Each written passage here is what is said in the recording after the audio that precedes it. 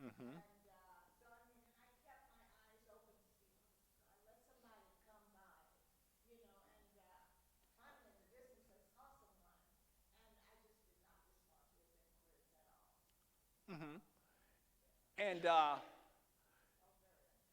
reorganization doesn't mean you get back to the old norm.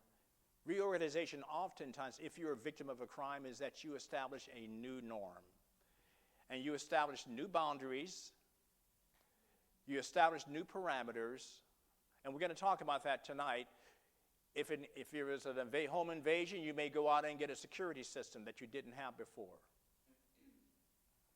If you're the kind of person that's just very comfortable, relaxed about leaving your car unlocked, you start locking your car.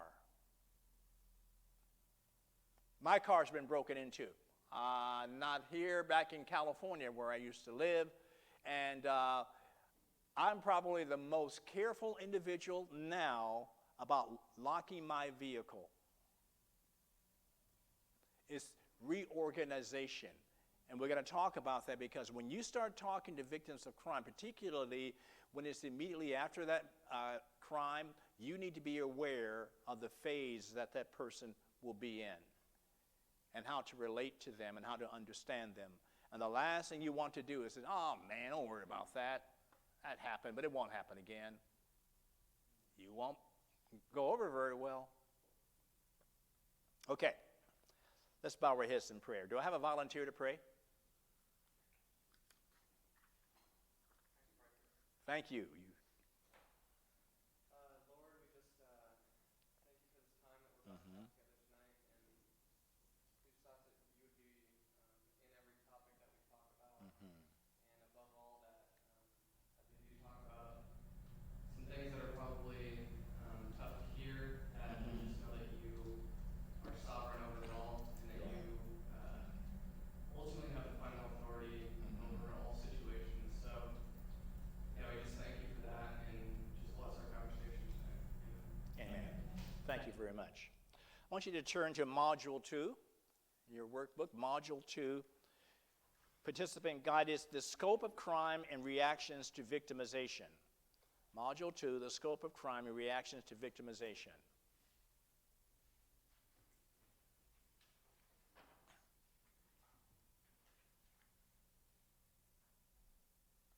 Since we talked last week,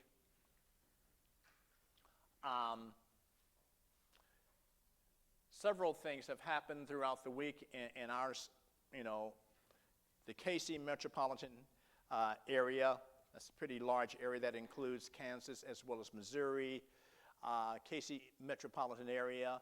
I'm a chaplain for the Lenox Shawnee Fire Department and Police Department. I walk into the fire station yesterday, and the big issue, I walk in, and one of the battalion chiefs grabs me and says, "Chaplain, be on your toes. I want you to know that some of the guys may need for you to talk with them." "What's going on?" I said. "A deputy sheriff committed suicide yesterday." Now, when he was telling me the story, it had happened that very day, which was yesterday. It had happened just a few hours before I arrived at the station. A deputy sheriff. Wow. Okay, thank you. I walk into what's called the bay, where the fire trucks are parked, and a bunch of guys that had gone on that call were in a circle, and they were talking about it. Guys talked about walking into the room, and the blood, a lot of blood on the floor. The individual was still breathing. The EMTs addressed him immediately. The injury was not, how did they word it? He will not recover, he will not live. But there was a term that they used, I'm trying to recall. Even though he was yet breathing, he was not going to survive. He shot himself in the head. They described it from the left side, exit wound, the right side. And we talked. We talked about the fact that his wife was asleep, and he was right next to the bed where his wife was sleeping, and she woke up to the sound of a gunshot. Incomprehensible. And one of my observations just in talking about it, was that her life will never be the same again. In fact, I even suggested, I wonder if he did that at that place next to his wife deliberately. I know of an account that took place, probably 25 years ago, where a young man took his life, and he made sure that his mother was home, and he made sure she was in the room right next to him, and he wrote a note basically implying that it was her fault. He wanted to hurt his mother. He succeeded. And I wondered about this situation yesterday, how tragic that is, how tragic. A crook was running from some cops yesterday, and Highway 69, one of my wife's favorite highways, it really is, he literally runs across the bridge that crosses Highway 69 and jumps off the bridge onto the lower Highway 69. Fortunately, no cars hit him. He injured himself, but he was arrested. That happened yesterday.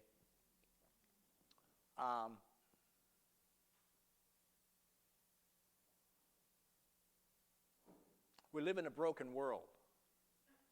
We live in a broken world. We really do. I am so impressed about the necessity of the gospel of Jesus Christ. I am so impressed with the need for light to shine in darkness. So impressed. I'm reading a book right now. It's called Thriving in Babylon. I highly recommend it, Thriving in Babylon. And one of the things that the book talks about is that as we live and think about that word, that title, Thriving in Babylon, has to do with Daniel. Daniel, a young man, probably from an aristocratic family, taken into captivity into Babylon out of the land of Israel, perhaps living in Jerusalem. And he's taken there against his will along with many, many other people, thousands of people, in fact. And Daniel, along with many others, are chosen to be groomed to be key servants of the king. And they were placed under the oversight of the chief eunuch, which suggests that there's a possibility that Daniel and what we call the three Hebrew boys were castrated. It's a possibility because their trainer was a eunuch. And he was the chief of the eunuchs. And he's going through life in Babylon, and he's thriving. And one of the characteristics that came out this morning, as a bunch of us were reading it together, was the fact that Daniel was humble, humility. And through his humility, God used him to speak into the lives of many kings. And the reason that book is so meaningful to me is because it captures the brokenness of our society today, but the calling that God's people have to thrive in the midst of brokenness. To thrive in the midst of brokenness and give a reason for the hope that lies within us with fear and trembling. And that is what it's going to mean to be a chaplain. That's what it's going to mean to minister to crime victims. Because if you're going to minister to crime victims, you're talking about looking for trouble. Not crime, but the victims. You're talking about people who are troubled, who are broken. So first page, the impact of crime, match game, the impact of crime. Below is a list of 9 aspects of a victim's life that can be impacted by crime. Physical, intellectual, emotional, relational, financial, spiritual, the employment, privacy, sense of justice and fairness. Read each description below. Match the paragraph below to the aspect above, right aspect below. Okay, so you're going to need a pen. And I want you to start. I'm going to give you just a few minutes. It's 2 pages. You have 9 on the first page and the same on the second page. But you have the opportunity to identify scenarios with the impact. We're going to go through this together after you write your answers. Match the paragraph below to the aspect above.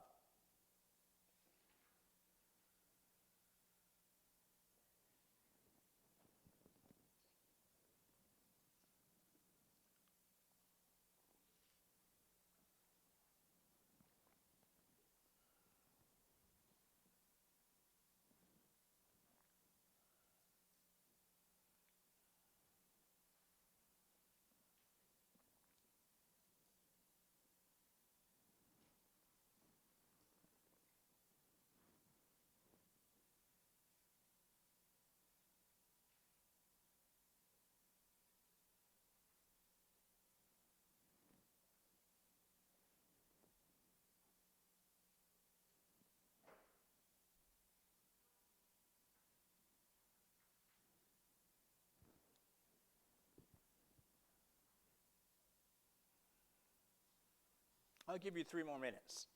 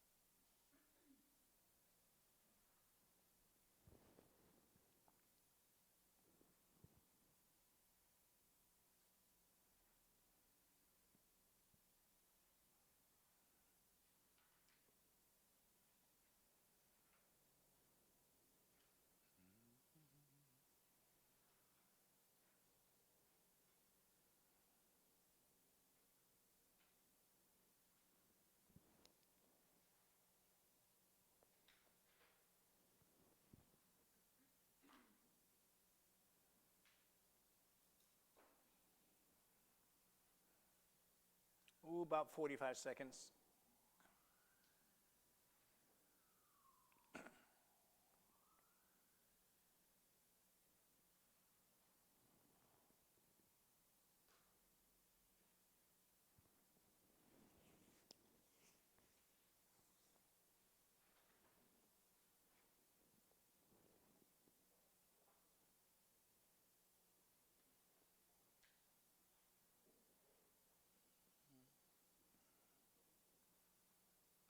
Okay. Look at letter A. At times, victims may have trouble concentrating. They may be preoccupied with the crime and its results, often due to flashbacks.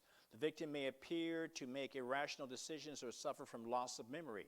The victim may question the social order in an attempt to comprehend what has happened. What is that? What did you put as your answer? Pardon me? You put intellectual. Interesting. Anyone else put intellectual? Okay, several of you did. Okay. Anyone else put another answer? Okay. Okay. I would argue for emotional, but there are intellectual aspects to their response. There's no question about that. Okay? I want to throw that out there. I would have chosen emotional, but certainly there are intellectual aspects to their response. Letter B. A major consequence of the victim experience is the disruption of interpersonal relationships. The victim may withdraw from or blame family members and loved ones, reduce parenting skills, divorce, isolation from family networks, increased risk of family violence, and chemical dependency are potential causes of family breakdown. Often a victim is pressured by friends and family to get on with your life and is rejected when he or she cannot comply with others' expectations. I asked this question last week. I'm probably going to ask it every time we gather. How many of you have ever been a victim of an aggressive crime where you were either assaulted or there was a break-in? Anyone here? Okay. Okay, one person. Okay. We have friends, very close friends. In fact, they were not victims of a crime, but their toddler daughter contracted leukemia, and that little girl was almost like a daughter to our family. She spent quite a bit of time at our home and what have you. Our own kids were young, and they enjoyed her as well. Ultimately, the child died. I shared in officiating the funeral. Very traumatic experience.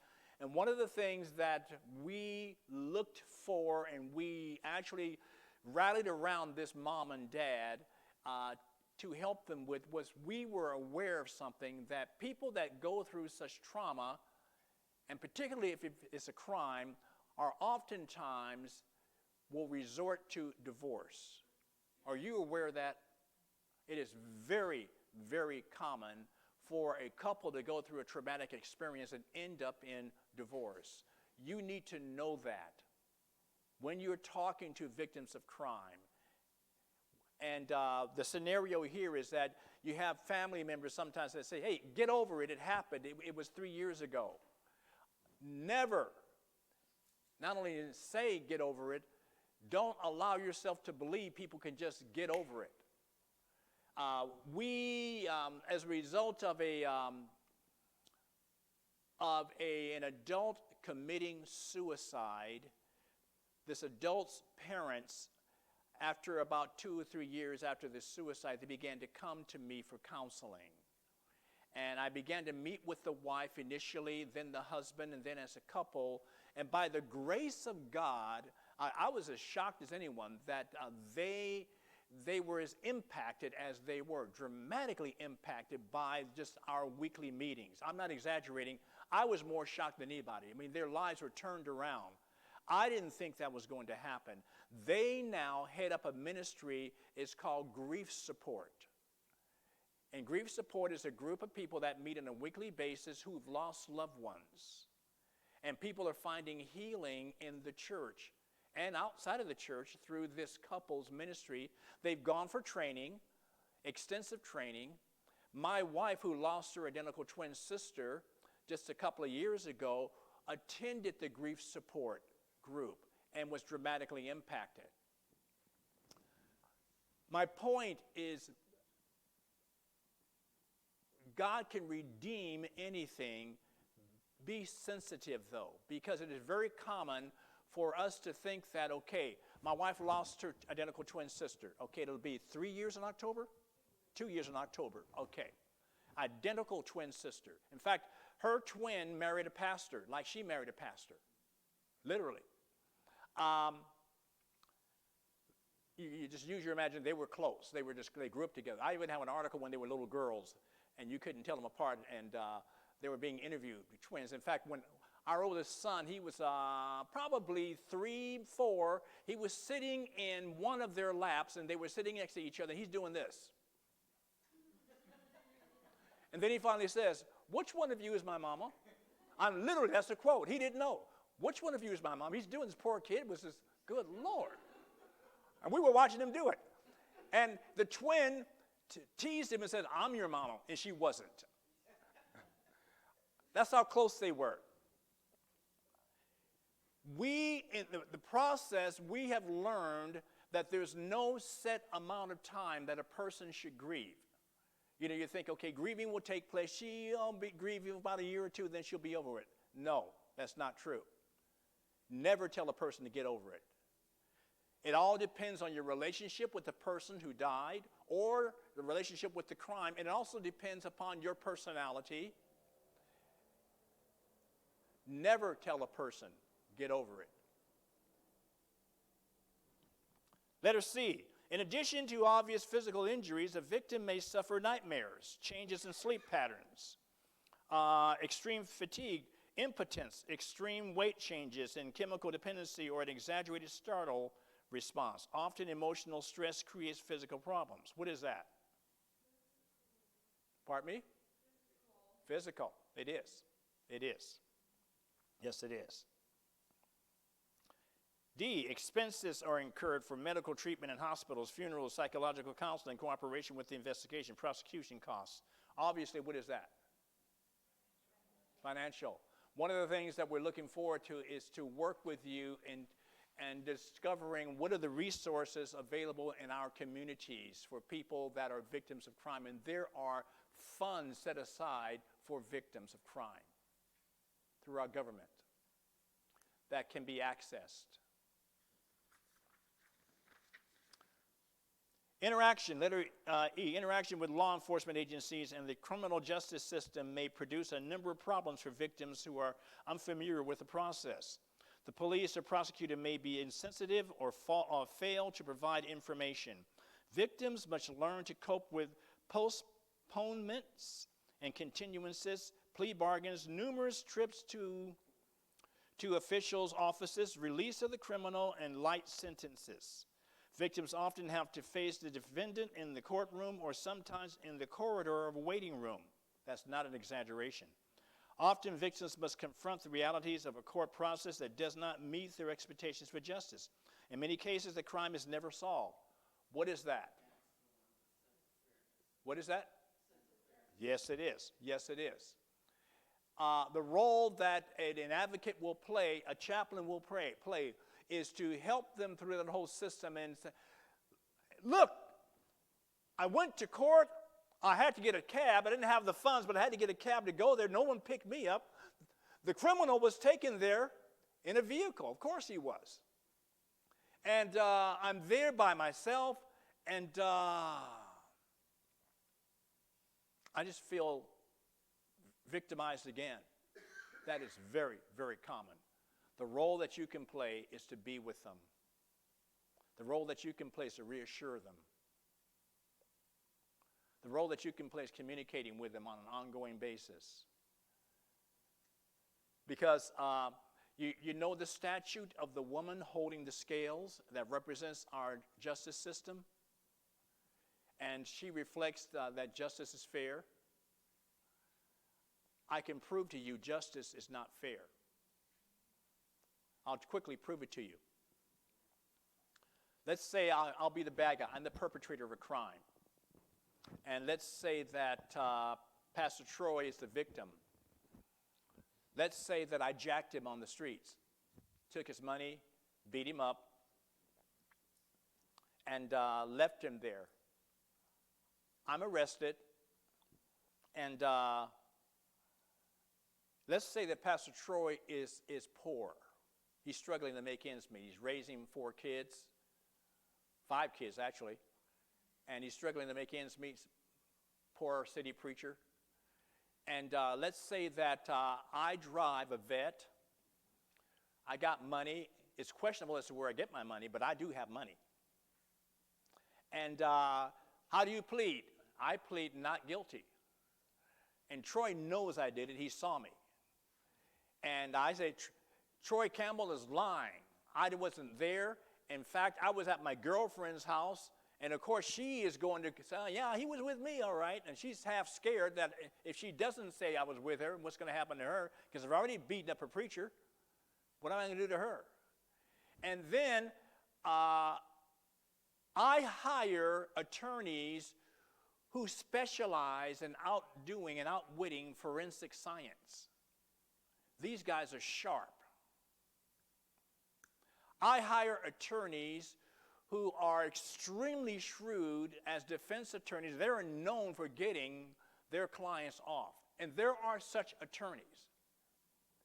And people that have resources know that. He doesn't have any money. At best, he's going to use a prosecutor who may or may not know what they're doing. I have all the resources, and I'm hiring these specialized attorneys that are outwitting and out-talking and raising questions about everything that they are bringing up in terms of evidence. There's a very good chance I'm going to win. In fact, one attorney said this in a documentary, saying that you are better off being guilty and rich than being poor and innocent.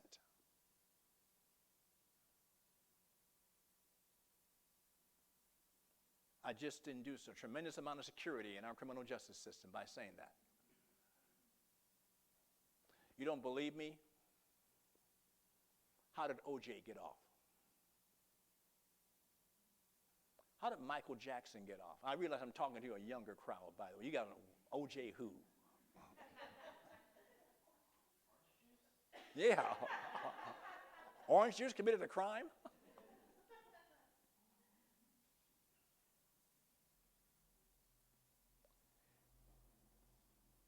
Resources has a lot to do. And you need to know that. Not that you're going to have to come up with resources, but that you can be there to encourage, pray with, and comfort the victim. And ask God to intervene. Very important. Okay. What did you put for F? Can't hear you. Repeat that? Employment. Okay. What did you put for G? Okay. What'd you put for H? Okay. I.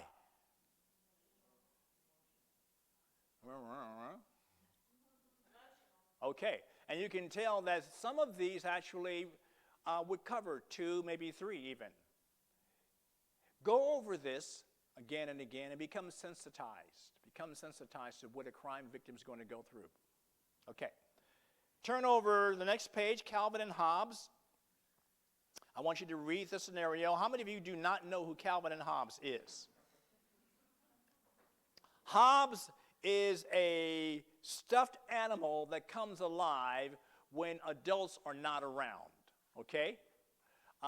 Anyone in here know who Snuffleupagus is? You notice that Snuffleupagus was never around when there were adults. But when the guy was a big bird, when he was alone, Snuffleupagus came around. Okay, same thing with Calvin and Hobbes. Hobbes is alive when adults are not around. When they are around, Hobbes is just a stuffed animal. Read the scenario, and the following page you have some questions to answer.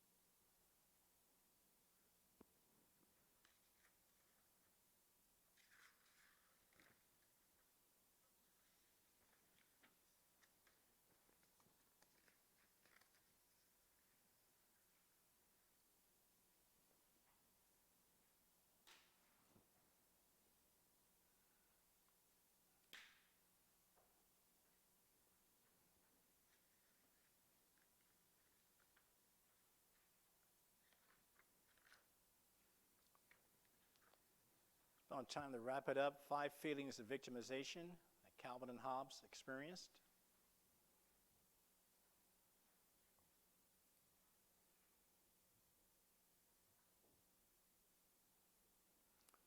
Okay, give me one. Privacy. Okay, violation of their privacy.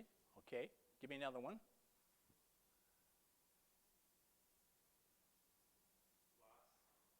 Pardon me? Loss. Yeah, loss. Okay. Give me another one.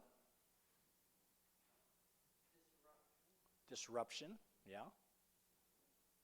Mm-hmm. Fear. Mm-hmm. Mm-hmm. Uncertainty. Yeah. There are others, but there are 5 right there. Uh-huh. Yes. Okay. Moving right along. Turn over to short-term reactions to crime victimization.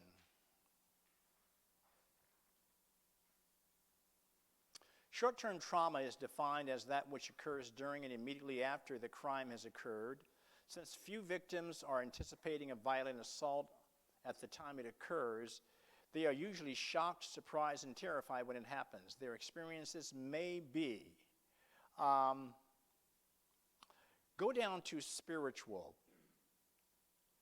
Questioning, feelings of being abandoned by God, why questions, reassessment of meaning of life. We're going to deal with this in time to come. I just want to give you a shot over the bow. Don't let that intimidate you. If a person finds themselves, or you find someone questioning, hey, well, if the Bible were true, if God were God, why did he let this happen? That is a very logical question. They're not blaspheming the Holy Spirit when they ask that question. And when you read carefully the Psalms, you'll find the most famous writer in the world asked that very question several times. Where are you, God? He's the same one that wrote, he that dwells in the secret place of the Most High shall abide under the shadow of the Almighty. I will say of the Lord, he is my refuge, my fortress, my God, in him will I trust. He wrote that. The same time he wrote, where are you? My God, why have you forsaken me? Don't let a spiritual reaction intimidate you. Very important point. Delayed reactions. Reactions to a crime are not limited to a few days, weeks, or months. Many victims and survivors experience delayed and longer-term reactions. And then you have post-traumatic stress reactions. You have your information there. And then I want you to go through the victims' reactions to a crime. You have burglary victims. You have robbery victims. You have survivor victims of homicide. And become very, very familiar with people's reactions, if you would please. Sexual assaults. We're going to talk about sexual assaults. A sexual assault is considered to be the most intrusive crime in existence. We'll talk about why.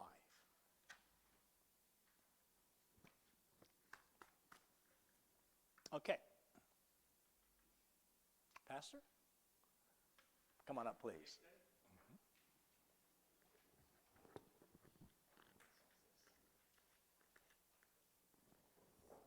So one of the things Pastor Don and I wanted to do is make it practical and work through some case studies. And so we picked a number of different case studies, and what we picked were things that we thought would happen, we'd be familiar with. So last week we just talked about the abuse that happens in a house, and this week we're talking about substance abuse, so physical abuse. How many of you know somebody who has struggled with substance abuse? I think we probably are pretty close to this one. I mean, this one happens quite regularly. And so what we want to do here is substance abuse isn't necessarily a crime, although oftentimes it's connected to crimes. It can be a part of it that way. And it comes up a lot of times when dealing with people, no matter where we are. So what we wanted to do is just kind of define it. We've got a video that we're going to watch, and then we're going to discuss for about 15 minutes at our tables. And so I want to start with Psalm 69, verses 1 and 2. David writes, "Save me, O God, for the floodwaters are up to my neck. Deeper and deeper I sink into the mire. I cannot find a foothold. I am in deep water, and the floods overwhelm me. I am suffering and in pain. Rescue me, O God, by your saving power." If you can think of the person you know that struggles with substance abuse, you know that they hate themselves for it. They don't want that struggle, but it's such a hopeless cause at times, and it's hard to watch. And so some of the effects are substance abuse, the term used to refer to a condition in which chemical agents, either legal or illicit, have been consumed to such a degree that the individual's life has been negatively affected in a significant way by the use of the chemicals. An individual who is actively abusing drugs or alcohol is often not aware of the problem and denies the problem. These individuals are highly given to denying any problems resulting from their use. The pleasure and or relief felt when a person is intoxicated becomes a powerful motivator to use chemicals repeatedly or habitually. It is important to note that most abusers are filled with guilt and shame following the return to a sober condition and are afraid and very defensive that others will pressure them to give up their best friend. So we're going to look at a day in the life of an alcoholic. We borrowed this from the Dr. Phil show. But as you watch this, I would love for you to think through what we're going to discuss a few moments afterwards, and that is, how do you feel about the story when you watch this happening? I mean, what are some of the emotions that that are coming up with you? And then, what do you think is most difficult for an addict, and how could you help? So we want to talk about what it's like for us, maybe to help somebody as an individual who is struggling with an addiction. And then the second thing is we want to talk about what would it be like to support a close family member. So what if you are here to help a family member of this person that's going to be on the video? So think through some of these. We'll play this, and then I'll wrap up with a few things, and we'll discuss it. I've been a chronic alcoholic forever. I drink to forget. I drink to just not feel anymore. I wake up in the morning, my first thing is I look in the fridge or the hiding places to make sure that I have alcohol, and then if I can't find them, then I panic. I drink one of these a day, plus whatever I can find that I forget that I stashed somewhere, and that happens a lot. Liquor store's right over there. Show me your hand. Do they always shake like that? Yeah, All the time? no, it's because I haven't had enough. It'll calm down after this one, I think. It will. Like when it gets really bad, I get angry, then I twitch. Stop it. Stop. Stop. Do you drink to fall asleep? Absolutely, How much do you drink to fall asleep? until I pass out.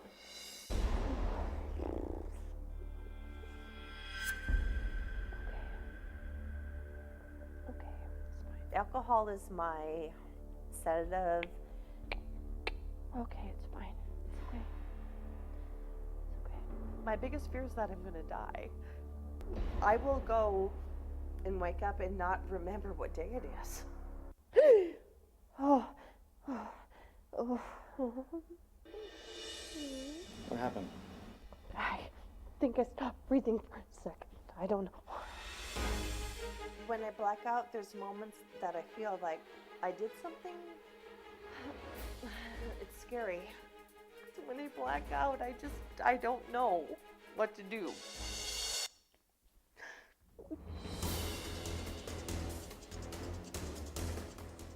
I'm gonna have another one. Is that okay?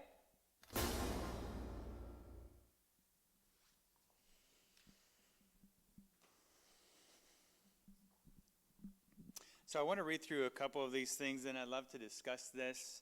I think you all are on the same page as me that this is really a common occurrence, happens all the time, and people struggling with these types of things may work next to you, and they may attend church next to you. They may, be watching a game next to you. All these things are realities. So how could you help and encourage in this situation?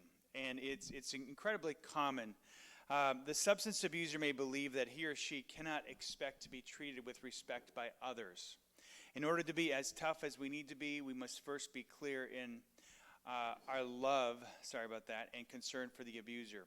Confronting the substance abuse of a family member can be a very difficult process for the members of the family. If you are assisting or counseling with the family, remember that these loved ones need a great deal of encouragement and support, since they may tend to fear they are exacerbating the problem by talking openly about it.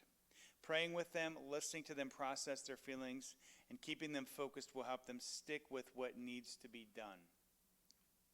These are difficult things because sometimes we don't know what to do. We don't know if we say something or if we don't say something. We fear if we say the wrong thing, if we're going to make it worse. And so the significance, I think, with a family member is just being next to them, praying with them, and listening and letting them process is a helpful thing. So helpful things to say and do. This week it's more of things to do. Encourage the substance abuser to talk honestly with family members and close friends about the reality of the situation and to seek help from a pastor or a counselor.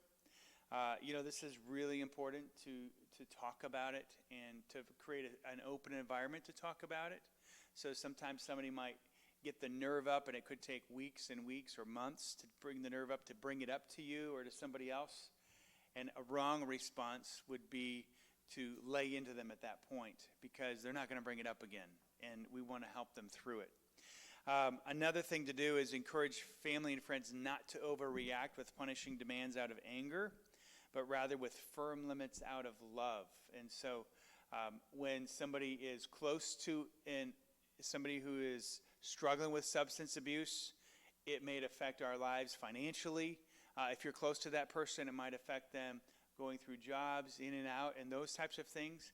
And when they begin to talk about it, we may immediately respond because we are angry about it. And so it's important that we get help if that's us, and we may be the help for that person, if that makes sense to you. Some hurtful responses would be blaming yourself for the problem. So if it's a family member, believing that silence is the best approach, kind of that ignoring it, if I just get away and move away and don't look at it, or believing that I must have failed as a spouse, parent, child, or friend. There's some scriptures here, that I think speak directly to it. That John 13:1, I think, is really significant. Just a new commandment to love each other as I have loved you, and a natural reaction is probably not to love real well in this situation. And so we have to be careful there. So what I'd like us to do for the next, we've got about 10 to 15 minutes, and then we'll close out with 10 minutes of discussion with all of us together. So about 12 minutes here. Is to talk through at your tables, and if you don't know everybody at your tables, get to know everybody at your table, and then talk through what you felt when you saw this. Be honest if you can. If this is a reality, maybe you've experienced this recently or long ago, but open up as much as you feel comfortable doing, and then let's talk through some of those questions, and we'll come back in about 12 minutes.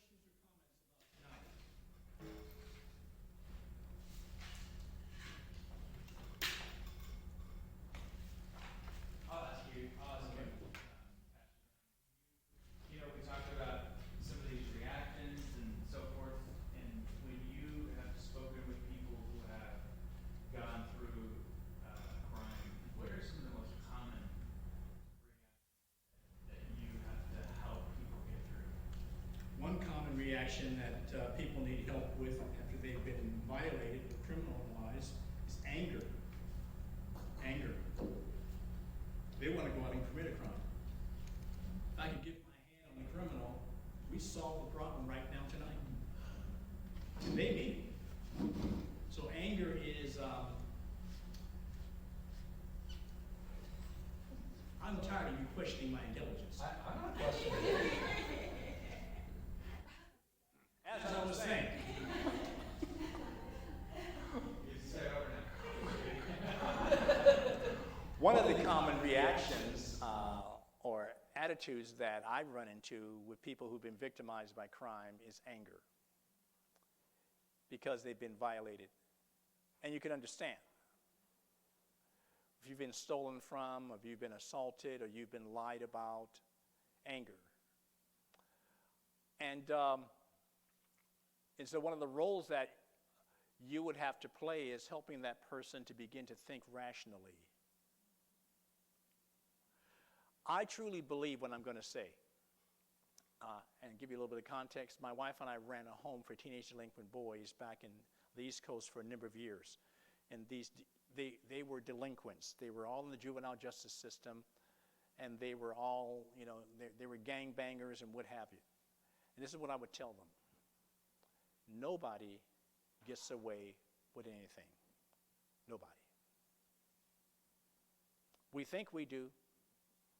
You think that you're getting away by smuggling dope into the program or having some encounter, an illicit encounter, and you don't seem to get caught. But believe me, one of the things that God is up to, and He's always been up to this, He's trying to save us from ourselves. He really, really is. How many of us know people who've destroyed their lives, their families, because they were liars? How many of you know people who destroyed their families? They married some guy marries this wonderful girl, wonderful girl, and he destroys her life because he's been a philanderer all of his life. And he convinced himself, I'm going to marry this girl and I'm going to change my ways. But he doesn't. No one gets away with anything. The scripture, we all reap what we sow, is a warning. And I would tell those guys, deal with your lying, deal with your addictions. We had rehab programs get the guys involved with. Deal with your assaultive behaviors. You just want to solve all your problems with your fist. That's not a conflict resolution skill. That's violence. You find yourself angry. You find yourself, you beat up people for recreation. Now you get married to the girl of your dreams, and you find yourself, when you're angry, you slap her around. And you hate yourself for it. So I talk like that to crime victims. Don't become like the criminal who violated you. Yeah, we want to prosecute. And yeah, eventually I'm going to talk to you about forgiveness. I'm not going to do it tonight. When you've been violated tonight. Eventually we'll talk about that. But you don't want to become like the very criminal who violated you. And you perpetuate crime. You perpetuate evil. Yeah. That's one of the things I do, because anger is very common. Fear is also very common. Fear is also. Do you think the woman whose pants were pulled down on that walking path wasn't afraid to even go back on the path? My God. My God. Yeah.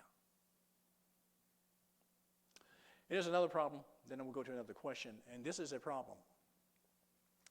We now have, and you can't appreciate this because most of you are young, all of you are much, much younger than I am, much, much younger. You can't appreciate this. The plague of 24-hour news is a plague. You are being fed all of this stuff. You hear about stuff that I never heard about. I mean, stuff goes on in Wisconsin. And you're hearing about it as if it happened 20 blocks away. You just so much information, and it's affecting the way we think. It really does. I mean, we know the president's very thoughts, purported thoughts at least. And we're now throwing words around like it's nobody's business. He's a racist. He's well, you name it, classist. He's this, he's that. And we throw these terms around about one another. And so I study people. I've been studying people for years. And I know, based on my own studies, people are on edge like they were not 30 years ago. To the degree that I don't interact with people the same way. And I even talk to people about this, and yeah, you're right. People are on edge. You know what's one of the things in the news today is that a man's son-in-law lived in Europe, flew over here to surprise his father-in-law, and he literally got behind a bush, banged on the door, got behind a bush, and when the father-in-law opened the door, he jumped up, surprise! And the father-in-law, shocked to death, bang! And kills his own son-in-law. That literally happened this week. People are on edge.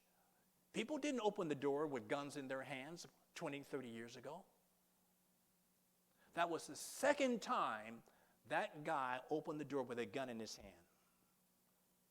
There was another time when someone came over unannounced, and he opens the door. A kid, not long ago, I want to say maybe a year or so ago, he knocks on the wrong door. He got confused and knocked on the wrong door. Didn't break in the house. He rang the doorbell is what he did. And it happened to be the wrong house. And it was a teenager. And the man shows up with a shotgun. The kid turns around and runs. And the guy shot at him. He didn't break in his house, didn't kick in the door. He just rang the doorbell. And it was the wrong door. People are on edge. Why? One of the reasons we have information overload. And information overload leads to, man, everybody thinks that way. Every conservative is going to blow your brains out. Every liberal is going to liberalize the world and make us all into girls and guys that were once time guys and girls. And we feel that way because we have all this information constantly. And it's a plague. Next question. Well, after that answer, who was that?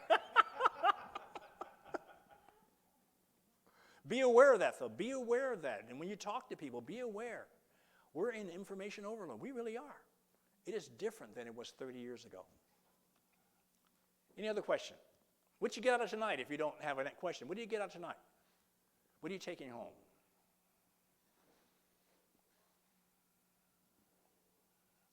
You hear anything you didn't know before?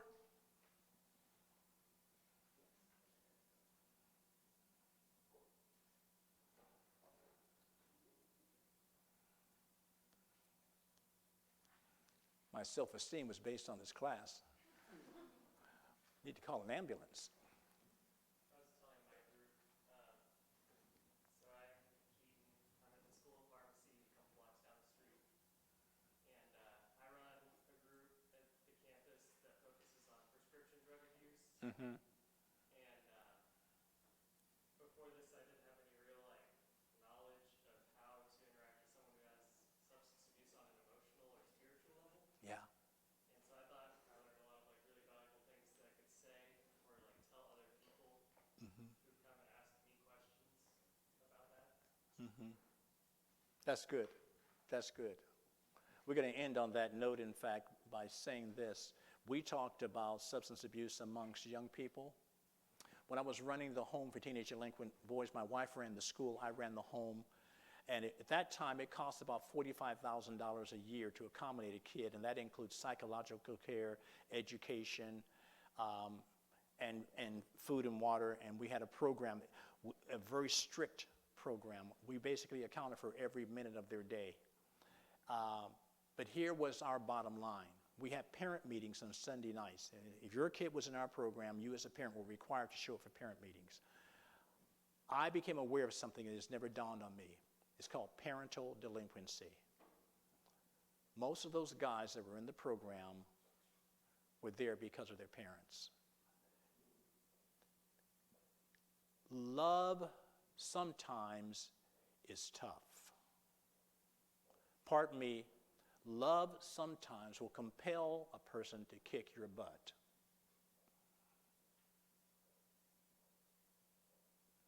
When your heartstrings will say, I can't call the police on Johnny. I know there's a bag of dope downstairs and he's been dealing, but I can't call the police on Johnny. I love him. You know what God does when he loves somebody? Those who the Lord loves, he corrects. In fact, the New Testament says, if God doesn't correct you, you must be an illegitimate child. That is literally what it says. Whom the Lord loves, he corrects. And part of the thing, we talked about it, that the whole issue of substance abuse, if you're talking about a young person, oftentimes it comes back to love must be tough. Thank you very much.